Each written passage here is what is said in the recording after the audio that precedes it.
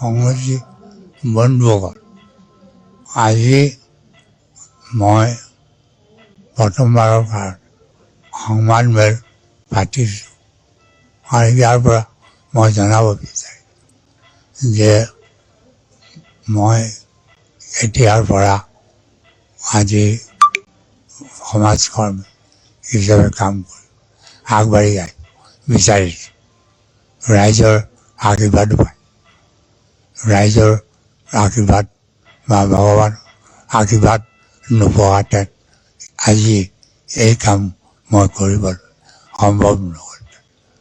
মই আশা কৰিছোঁ অসমবাসীৰ ৰাইজে মোক সদায় মৰম কৰে, তিতাবৰবাসী মৰমটো কৰি আছেই, যোৰহাটবাসী আছেই।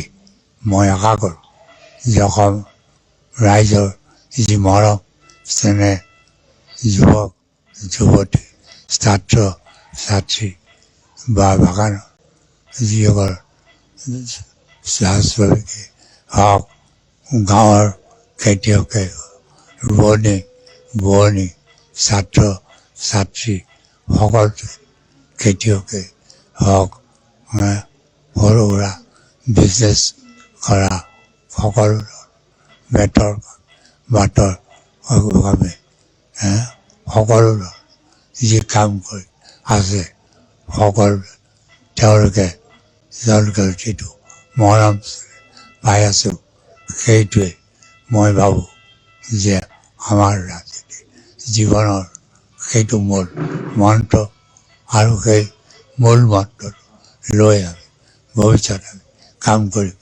গৈ থাকিম।